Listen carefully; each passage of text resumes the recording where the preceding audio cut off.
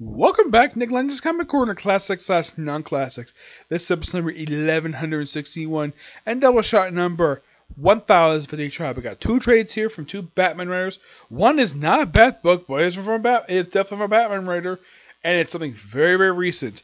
This is The Green Lantern Volume 1 Intergalactic Lawman, written by Grant Morrison, artwork by Liam Sharp. And wow, Liam Sharp, basically the way he draws the characters in here, it's almost similar to how these characters were drawn back in the 90s.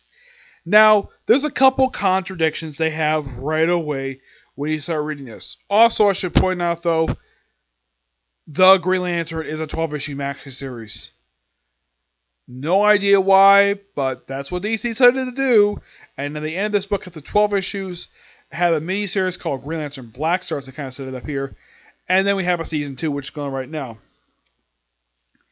Now, the first contradiction comes right away. Apparently, Hal Jordan is on leave from the Green Lantern Corps. Which, okay. Yeah, and they took away his power battery, which, that's interesting. Why the heck would they do that? Also, here's a big contradiction what happened from what happened at the end of Hal Jordan Green Lantern Corps. Hal Jordan was seen going to the house of Carol Ferris, a woman who's not been seen since the New Guardian series ended. Yep, goes to her house, reunites, and by this book, Carol is nowhere to be seen. Did he break up with her? No idea, because for some reason Grant Morrison has him with Cowgirl. Yes, his love interest from the Jeff Johns run. Yeah, from the first Jeff Johns run. Why she's here, I have no idea. Also, these two are shown to have sex. Because of course. And apparently Hal's lost another one of his jobs. Like, wow, this is so much like 1990s Hal Jordan. That's what Grant Morrison writes him. Like, stuff. And, like, the one thing I appreciate about this trade, they actually give, like, special Easter eggs. They explain the Easter eggs they have in here. Like how the lance looks completely different to how it's been known depicted. Yeah. Also, the Guardians are going to be a little different than they were depicted the past couple years. We make very nice people, and for some reason, we decided to change them to be kind of like how they were when Jeff Johns first ran, to be not very nice people. Also, this is the Green Lantern, basically, that shows up here. Now, yeah, this Black Lantern. Now, this technically is a Green Lantern, but it looks different. From what I've read in the Easter egg, this is inspired by the lantern Kyle Rayner uses. And this scene, basically, we have this Green Lantern crash to Earth. This is very similar to when Abin Sur first crashed to Earth. Yeah, Grant Morrison takes a lot of inspiration from classic Green Lantern work, like some far back as the 50s or even the 90s for crying out loud. Heck, if you look how Liam Sharp draws the lanterns in the back, doesn't it look almost exactly like the way the lanterns were drawn back in the 90s or 80s or 90s? Yeah, it's very, very similar. And there's a lot more Green Lanterns. Now, this book does have reference to Simon Boz, who does not make appearance in this book. As a matter of fact, where the heck is Simon Boz? I mean, Jessica Cruz, who is referenced here, she's over in Justice League Odyssey, but nope. Also, we have the Controllers back. Yep, the Controllers. Despite the fact that when they were last seen, they were all in freaking comas. And the Dark Stars are back, even though that they were destroyed. Yeah, all the suits were destroyed, but apparently Dark Stars back for some reason. Yeah, they're back, and the Controllers are, well, like alien dictators. Also the Dominators period, yes, the frickin' Dominators. Which, wow, that's something. Yeah, the frickin' Dominators. Yeah. I did not expect the Dominator, like, okay, I get the fact that, yes, we have to have the Dominator show up here, mainly because of the fact that, well, let's see. Oh, yeah, because, well, they're aliens, and this is a cosmic book. Now, those of you might ask the question, okay, here's how, this is a new character named, she's one of the Dark Stars. This is how her suit looks. We also have Evil Star. Yeah, this guy is called Evil Star. He's an old Green Lantern villain. Yeah. Though he changed his name to Black Star. Don't know why, but he does. But in case you're wondering, do any of the regular, like, Green Lanterns that people are familiar with, do they show up in this book besides Hal? Well, we do have appearance by the Justice League. Yep. Now, Liam Sharp does have experience drawing Wonder Woman. He does it really well. But it's kind of strange how he draws the rest of Justice League. Like, in the case of, like, if you look, let's say, The Flash. Yeah, for some reason, we do appearance by Jon Stewart here. For some reason, Flash, the way his costume looks, it kind of looks like his pre-Flashpoint costume. No idea why, but that's the way Liam Sharp draws him. Superman obviously was already back in the pre-Flashpoint costume, thanks, of course, to Action 1000, and Batman, wow, he looks so weird being drawn by Liam Sharp. Yep. Yeah. And aside from Jon Stewart, now in case you're wondering, in these issues, does Kyle Rayner and Jon Stewart show, Kyle Rayner and Guy Gardner show up in these issues? The answer is no. They don't.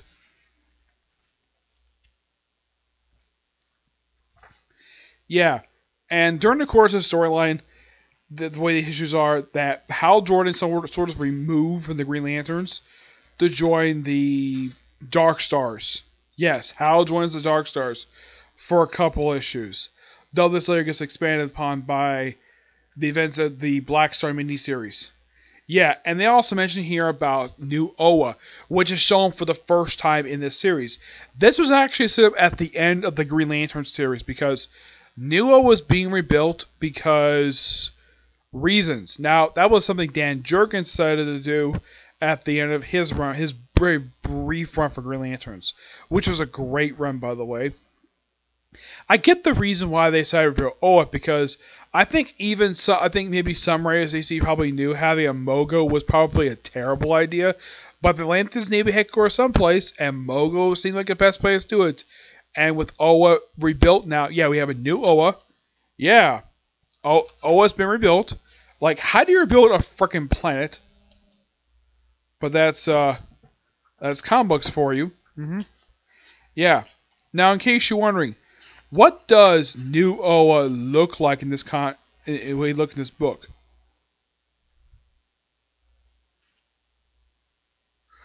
Yeah, and this is how he draws. I should point this out. Liam Sharp draws. I think this is supposed to be Ganthet. They don't really say who this is. Yeah, but this looks like Ganthet possibly. But yes, that's how Liam Sharp draws the Guardian. Yeah.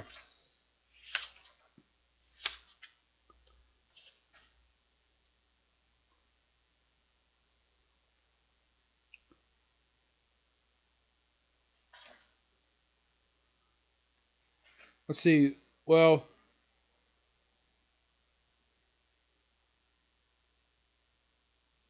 they do show there's a scene on New Oa, but nothing what it looks like. And of course, you have the end of one issue where, oh yeah, we have an appearance by Green Arrow. Not in these issues. Nope, not in these issues. But yeah, this was a good start to this run, and I'm definitely looking forward to getting Volume 2. I give this book roughly a 9 out of 10. It's a great start for this book, and I'm definitely looking forward to it. I did hear from one person they thought this book was kind of bad. I liked it. I really enjoyed this. This was really good. And a good fresh take on Green Lantern, though I do like all the inspiration from the classic Green Lantern stuff, which there's nothing wrong with that at all, taking inspiration from other works for this. Though apparently that Liam Sharp not only took inspiration from classic Green Lantern works, he also took inspiration from Alien of all things. Yeah, apparently H.R. Giger was a heavy influence on this book, which, that's fine. I have no problem with that at all. And it works for Green Lantern. Don't do it for other characters. Oh god, no. Okay. Now moving on to a different book. This is from a Bat book. This is Batman the Outsiders, Volume 2, A League of Their Own. Collecting Batman the Outsiders, Volume 3, Issues 8 through 12 in the annual. Written by Brian Hill, artwork by Dexter Soy. Yes, I did explain in my Open Topics video that apparently this series is going to end at issue 17. Yes, though I theorized the reason why the book is ending at issue 17. The reason why I think that way is because people are not liking the fact the Outsiders are only fighting Ra's al Ghul and nobody else. Yep. The League of Their Own is a quick little 5-parter that has, well, the team take on, well, also during the course of here's the thing. During the course of the issue, somehow Lady Shiva turns good and becomes part of the Outsiders. And there's a joke in here that I love the fact Cassie throws this in. That where she says to Duke, you think my mom is hot. And Duke responds and says, everybody thinks your mom is hot, which I love the fact Brian Hill made an outside Easter egg joke to the fact that all readers think Lady Shiva's hot. So kudos for acknowledging that. I kind of wish some people said the same thing about Talia, who was also smoking hot. That would be something. Yeah, and Brian Hill is really pushing the relationship between Katana and Black Lightning. Yeah, they're being pushed closer and closer together to the point where the reviews say, just have these two have sex already, for crying out loud. I mean, both these two, in the case of Katana, both these two have had kids, respectively. Katana's had 2 sons. Black Lightning has had 2 daughters, though he's divorced from his wife, and Katana is a widow. And they do appearance by her late husband here, where apparently he has no problem with Black Lightning hanging out with his smoking hot wife, and he's basically open relationship. And yeah, Batman does not really play a big role in these issues, but he's definitely there. I also appreciate the fact Brian Hill acknowledged what happened during City of Bane when Alfred was killed. Yes, I do appreciate Brian Hill mentioning that, because it would be kind of stupid that if you have a book featuring Batman and no one brings up to him about the death of Alfred.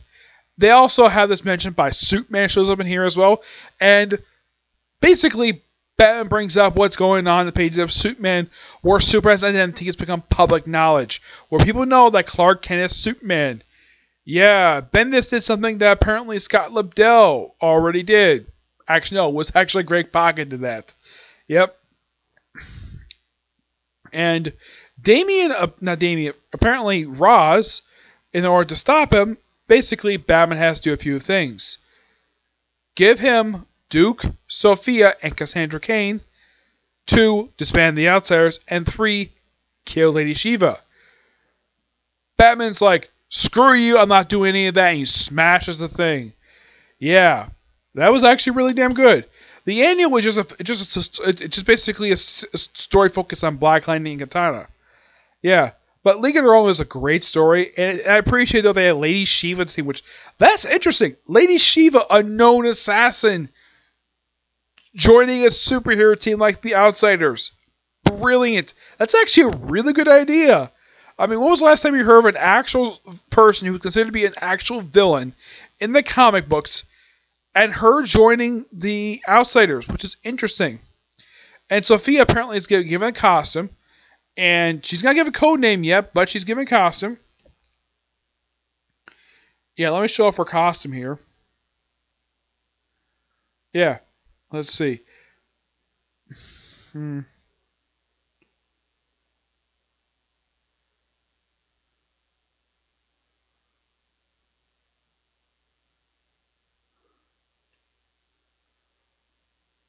Yeah, we also have Roz going to Markovia for some reason. I'm like, okay, now, also we also have this wonderful page of Batman saying that there's a space that he reclaimed from the group of owls. Kudos Brian Hill for referencing the Court of Owls. Yeah, Court of Owls should appear a little bit more because they're a great group of people. Yeah, I love the Court of Owls because there's no denying Court of Owls is one of the most original concepts for Batman used in years. Okay, here is Sophia's new costume. Yep. Sophia, I think, is an original character created by Brian Hill. I don't think this character did appear in pre-Flashpoint. I don't remember if she did. I know Duke Thomas definitely didn't. Yeah, but he's a creation of Scott Snyder. Cassandra Cain is a creation of Kelly Pudick and Damian Scott. Black Lightning was created by Tony Isabella and Trevor Fitzroy, which is the same guy who also created Count Vertigo. And no, I don't think these two have ever met. Katana was created by Mike Burr and the late Joe Perro. Lady Shiva was created by now late Danny O'Neill, who first appeared in the Retro Dragon series. Yeah, this is a good book. Very fantastic read. And I'll give this book roughly a 9.5 out of 10. Yeah, definitely looking forward to getting the last year when it comes out. And it's a shame DC is ending this book. It's almost like, though, Brian Hill is building up so much with Roz, because if you notice, though, when it comes to Roz, in the past, let's just say, 9 years, he hasn't done that much at all. Because what book has he appeared in, like, since Flashpoint happened? Well, he appeared in the pages of Batman Inc., Red Hood and the Outlaws, when I think it was James Tynion was writing the book. Let's see, he also spent basically, thanks to Rebirth, he's spent a lot more recently. I would say prior to the stuff with Rebirth, the only book he appeared in was Batman and Robin. Yeah, and I appreciate that we're building him up again, which good job on the part of Brian Hill, because it's interesting though. We have this great villain and nobody utilizes him. Yeah, I appreciate all the build up for him, and hopefully the Outsiders take him down finally. And probably put him away. But once he's done, with Roz, can we have them fight like old classic Outsider villains? But who knows? I hope this book can continue at some point. Maybe even get relaunched like they with Suicide Squad last year, where they canceled in February last year, but they brought it back late last year.